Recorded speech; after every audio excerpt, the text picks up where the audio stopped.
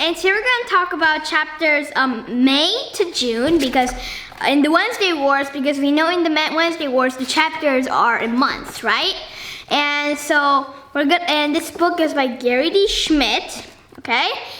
This amazing book, and Gary D. Schmidt has also made the companion book of Okay for Now, and then he's also made a lot of other amazing books. Okay, but anyway, I wanted to go to May, and let's dive right in. So I wanted to ask you, do you think that just crouching under a desk is going to help you to escape from an atomic bomb or not? Probably not. So when you were reading this, why did you think they were doing it anyway, even if you knew it wasn't really going to help? And I also wanted to ask you, if you were Holling's father and Kowalski Associates is making the Yankee Stadium, first of all, how would you feel? And who would you immediately think of when you begin to see this? I would think of Holling, and it's because Holling is with Mara Lee, even though Holling didn't really do anything about it, right? So, I wanted to ask you, who do you agree with more, Holling's father or Holling's sister, who we still know is named Heather? Because who do you agree about, the university argument? Do you think that Heather should go to university or not?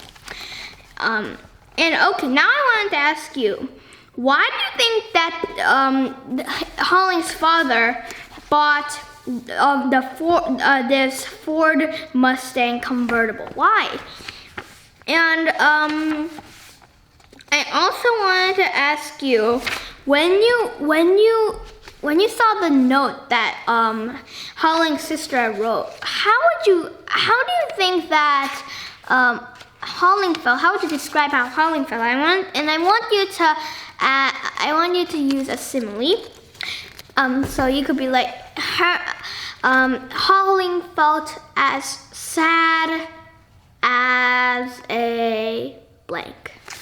Okay? And so I wanted to ask you, do you think that Holling's father felt that bad? Or do you think that secretly inside Holling's father was like, hoo-hoo, I'm rid of her? What do you think? Okay.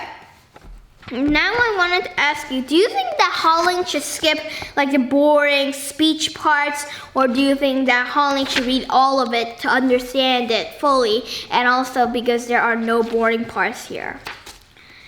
And also I wanted to ask you, do you relate to Danny? Danny Hupfer, who is going to do his bar mitzvah, and I have heard of bar mitzvahs because I have read another book about somebody like Danny who went to a bar mitzvah. But anyway, do you understand why Danny is so nervous? And have you ever been that nervous? And even if you do not have any bar mitzvahs coming up for you, have you ever had something it could be a performance or something, right? It doesn't only have to be a bar mitzvah. So have you ever felt how Danny has felt? I have only this week, just this week, because I play the violin, and I was doing this. There was this school, and my school, we showed how well it was optional, but anyway, there was like music sharing day, and I practiced all weekend like very hard, and now I did it, and it was amazing. But I was very nervous. Like my heart was like jumping up and down. It was, And I also wanted to ask you, Mrs. Baker and Holling left, right? And Mrs. Baker said that because the classroom smelled very bad, that was why they went out, right? And also, Mrs. Baker also said like there was a crash and a splatter, right? And so I'm pretty sure that the other teachers thought that this was a mistake. But do you think that it was really a mistake that that Mrs. Baker knocked it down or not? And I also wanted to ask you, did you with Holling, did you realize how architecture was so amazing, or did you already know that architecture was amazing? And before this, Holling thought that architecture was boring, but he would have to do it. But now he realizes that architecture isn't as boring as he thought. But now he has a choice, right? And do you think that you want to be an architect? Well, I'm not an architect kind of person, but it would be cool to design my own house. First of all, I would have like a pool, and then a room full of jelly beans, and then also I want an aquarium room and all that. I also wanted to ask you, when they got to the Catholic Church, what do you think that Mrs. Baker wished for? Because she has a lot of worries, like her husband, Lieutenant Baker, he's gone missing, right? So that's a big worry. And also, I wanted to ask you, do you think that, were you surprised about what Holling did? And do you think that Holling's father found out, what do you think that Holling's father would do to Holling? And also, I wanted to ask you about Holling's father. And do you think that Holling's father even cares about Heather, Holling's sister? And also, I wanted to ask you, do you think that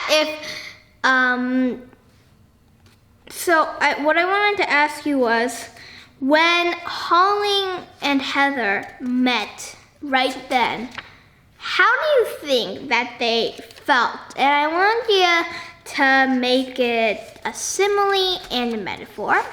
And also, at happy moments, what do you imagine when you're happy? Now more than that, when you're happy, where are you mostly at? I imagine sunny days if I'm happy, for happy, right? So what do you imagine for happiness? Because I think that Holling, after this, will imagine meeting his sister, right? Okay, but anyway, I wanted to ask you, do you think, so what I wanted to ask you was, when Mrs. Baker found out that Lieutenant Baker was going to come, how do you think that she felt? And how do you think that Holling and Merrill Lee felt when they looked at that? And now I wanted to ask you, what do you think that Lieutenant Baker meant by home in time for strawberries? And do you think that this strawberry thing, do you think that is some kind of special connection between Mrs. Baker and Lieutenant Baker? And I also wanted to ask you, all in all, do you think that the month of May was a positive month or a negative month? Because some months in the Wednesday Wars, they were very negative, right? Okay, now chapter Okay, not chapter June, okay? And Mrs. Baker hated camping, right? Do you hate camping or do you love camping? I absolutely adore camping. I love it because like you're in the wild, in nature, you're surrounded by, and you sleep in like a sleeping bag is so cool. And I love roasting the marshmallows. It's so, and you look at both ways. When Mrs. Baker talks about it, suddenly it sounds very bad. When I talk about it, it sounds amazing, right? So I wanted to ask you, do you think there is a right or wrong answer on if camping's good or not? And do you think that, how do you think that the other kids felt when they saw Holling's class go to the 2 days in the Catskill Mountains? I will feel very jealous. Okay, and I also wanted to ask you, do you think that Mrs. Baker's class is going to be in the top classes because Mrs. Baker teaches them so hard? And then, finally, I wanted to ask you, if you could ask one character a question, and this could be Holling, Marilee, Danny, or Mrs. Baker, or Mrs. Cinnamon, or Holling's father, or Heather, or Holling's mother, or any character. Like you could even ask, like, wasn't there like, how there was a man, the banker who gave Holling like the $52. Well, not gave, but sort of gave Holling the $52. You could even ask her a question. Anybody. You could ask, like random anybody. And just ask a question and imagine that you are them. And how would you answer? And I also wanted to ask you, do you think that this, when they went out into the Catskill Mountains, from Holling's point of view, it was amazing, right? And did you wish that you were with Holling then? Or are you one of those people who like to be at home and don't like a lot of adventure, but like to be snug and cozy in your bed? And I'm one of those adventurous people. But anyway, I wanted to ask you, when they got to the campsite, suddenly we found out that all the utensils were gone. And it wasn't Holling's fault either, right? But do you think that Mrs. Cinnamon agreed that it wasn't Holling's fault? And also, did you think that it was funny about Mrs. Cinnamon, or do you think that it was not very funny because Mrs. Cinnamon got hurt? I thought it was a little funny. No offense to Mrs. Cinnamon. But anyway, I wanted to ask you, how would you describe the of the first night of the camping trip, 1 to 10 on a scale, okay? And I also want to use a simile and a metaphor. Like you could be like, the camping trip was as bad as getting ran over by a car. Hopefully it wasn't that bad, but something like that. And do you think that it was that all in all, that night, right? That night, I wanted to ask you, do you think that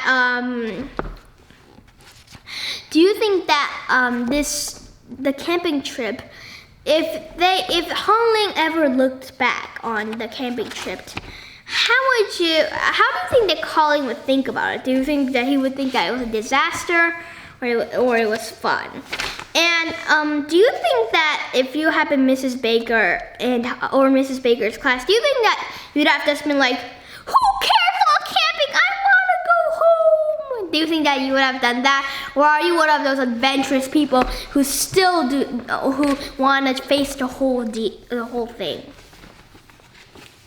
And when do you think was the first time that the kids ever had like real fun on this camping trip? I think that the first time was probably when they went swimming, right?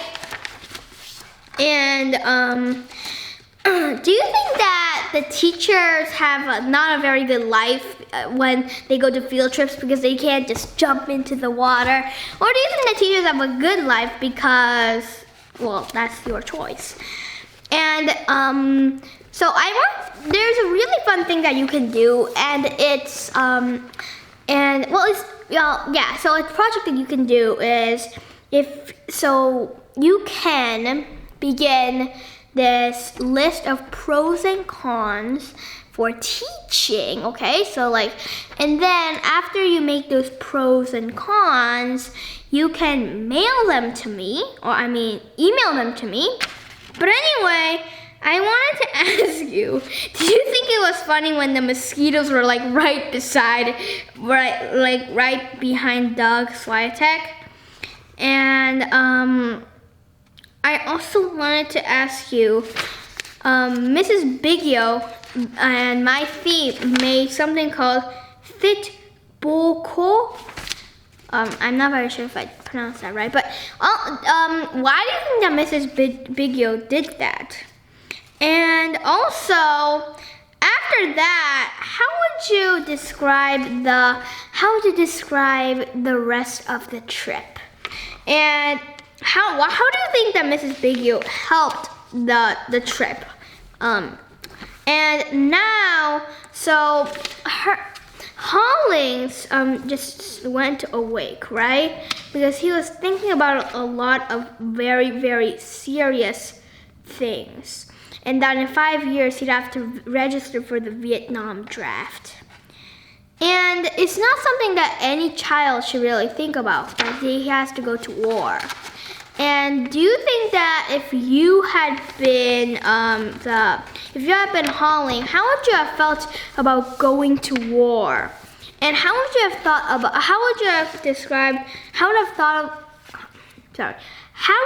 thought about your country? Because you're in the middle of war and all that. And do you think that would you think that your country for once was not the best country? That it was a little too scary and a little too broken? Because Holling has faced a lot of bad things, right? And I also wanted to ask you about the river. And what do you think the river symbolized to Holling? And I'm not gonna tell you what I think, because if I tell you what I think, you might be like, babe, it's that. And then you won't really think about your answer. But I always want you to think about your answer, okay? And then I wanted to talk about Danny's bar mitzvah. From 1 to 10, how well do you think that Danny did the bar mitzvah? And when you're actually doing the bar mitzvah and not practicing for it, how do you think that Danny felt when he was doing this? Simile, metaphor, okay? And when Holling saw Danny becoming a man, what do you think that it meant to Holling? And then I wanted to ask you about what Holling said to his father. Do you think that it was brave, or do you think that it was foolish? Because soon enough, maybe his father would strike back. This always reminds me of The Empire Strikes Back, one of my all-time favorite Star Wars movies, Darth Vader and all that. Sort of think that, maybe Darth Vader would be Holling's father. And I'm pretty sure that The Empire Strikes Back did not come out yet when this book was here. But then again, I am very bad at dates. And Holling's father said that he said this. Excuse me. I'm gonna say something. So what Holling's father said this. You think that's how you become a man? By chanting a few prayers? Do you think that's do you think that what Danny did? Do you think that was just chanting a few prayers, or do you think it was much more? And if it was much more, what do you think that was? I think that the chanting, it wasn't just chanting, it was chanting, but it was more like hope and magic and something that sometimes we can't just describe, something beautiful.